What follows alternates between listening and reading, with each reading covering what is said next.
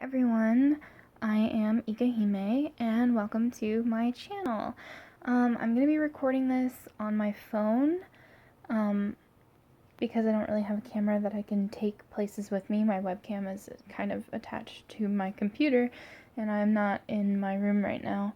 I'm in the spare office room, and the spare office room is where me and my dad keep all of our work stuff, crafting stuff, whatever, and this is where the main storage of my convention stuff is, with the exception of my gigantic suitcase, which stays in my room because there's not enough room in here.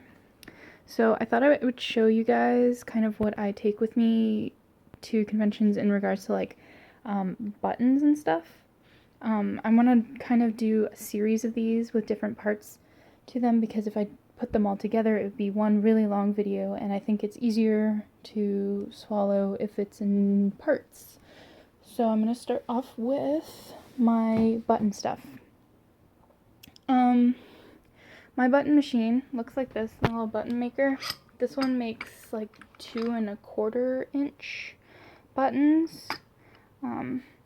We've had it for a really long time. It's really old, and we're looking into getting a smaller one, like 1.5 or 1 1/4 or something inches, after I get some button designs for that done. But it's really good quality if you're looking for one. I can't remember the name of it, but I mean, just look it up and you'll find it. They're the ones everyone's talking about, but you like pull the lever down and this thing spins and you can do that, whatever. It's worked a really long time. It is really heavy though, so you have to be careful, and it's usually packed in a box like this with these little foam pieces. And for my buttons, this is my big collection bag, surplus supplies. You have the backs. They have this little like swivel pin on them here, and there's the top part here that you put the image on top of, or whatever you're putting on the button.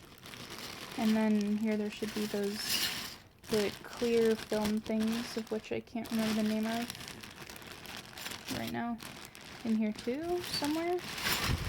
And that just goes on top of it to make your buttons waterproof. It's really straightforward. There's tons of tutorials for how to make it, so I'm not really going to go into depth in that right now.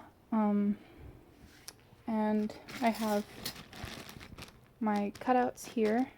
You can cut out your stuff by hand if you want, but that's a pain in the ass. So I use one of these. It's a paper cutter. They make them for all sizes, I think, of buttons. And you just pull this lever down and it cuts it, and then you poke the paper through here and it pops up.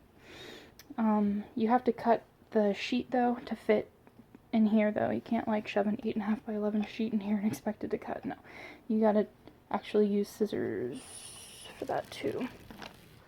But that really comes in handy because scissors will kill your hands. I typically carry the stuff in this bag here that fits the button maker, the cutter, some blanks, some hand sanitizer, my keychain blanks, and my small box of my necklaces. So it fits a lot, and there's, a cutting board and X-Acto knives in there for cutting keychains at the convention if I need to, which I usually don't, because we usually do that at the hotel the night before, but sometimes if I'm running out of time or it gets late or something, we will cut them in the hotel until like 1 o'clock in the morning. I'm very tired the first day. I use a organizer like this for my buttons. Let me see. Here's my old Plain Princess buttons. So the drawers pull out just like that, and there's these little things, but you can remove the drawers and they just slide back in. I don't know if I have any in cellophane wrap in here. Yeah, I do. Okay, so these, we have a hot press something that like presses the edge of cellophane bags, poly bags, whatever, to crimp them so that it's like when you go to the store and you buy something and it's closed off, so this stays in the bag. I try and do as many of these as I possibly can. I feel it looks more professional that way, you know, and it protects them. Although it doesn't really matter, you don't have to do this, but you can. And because this organizer has kind of like an open back to it, like back here, you can see like the drawers have little gaps.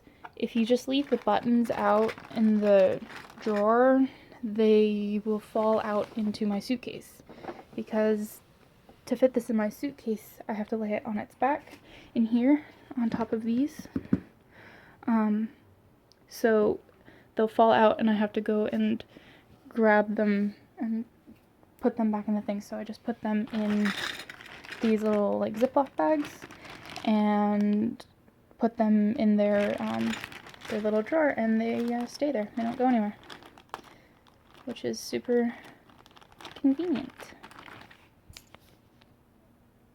Now for my button display, I use, right now I'm using these little like velvet boards. This is obviously my keychain display, but I use the same boards for it. They look like this. They're like jewelry boards, because my parents were jewelers, and my dad had his own store, so we have all of these. I'm going to be looking into a new display soon because I have like too many buttons and keychains to really fit on them. But for my keychains, I'm using little U-pins to pin them onto the board. But the buttons just pin right onto it, so I don't have to, there's like one right here, so you can kind of see what I'm talking about. They're all just on here, and I typically use like 2 of these to display all my stuff at conventions, but again, I have to look for something else to display them. The big thing with conventions though is like, because you can like grab these, people are going to grab them and like touch them and stuff, and when they buy them, they like, I don't know why, they like see one and they're like, I want to take it off the board, and I'm like, please don't take it off the board, because like I have boxes and containers and organizers filled with stuff that I can just grab in, because these are just my display, and I only sell these when I've sold out of everything else, every other one of their kind.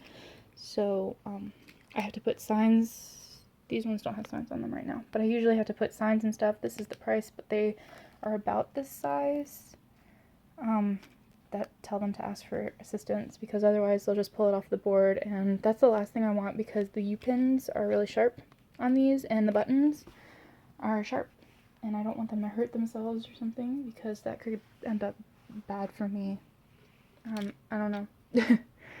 So you just remember to make signs for that. Now for my sheets, before I cut them, I print them out and store them in these kind of accordion folder things. Not really accordion, they're like folder books, I guess you would say. Folder, book of things, stuff, whatever. I've had these for a long time. These are stickers, and my grandmother like gave them to me, like again, for my birthday. Oh, that's my dad's drawing.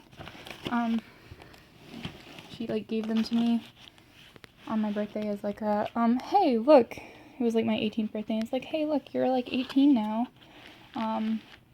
look at this cool shit. So that's, I got a keychain. So I print them out. For my keychains, I use a thicker matte photo paper than I do for my buttons, because if the paper on buttons is too thick, where are they? Maybe they are on my other thing. Let me see. If the paper on buttons is too thick, it is harder to get them to seal right. So you end up like wasting a lot of buttons because the paper is too thick for it to clamp down on. Where is all my stuff?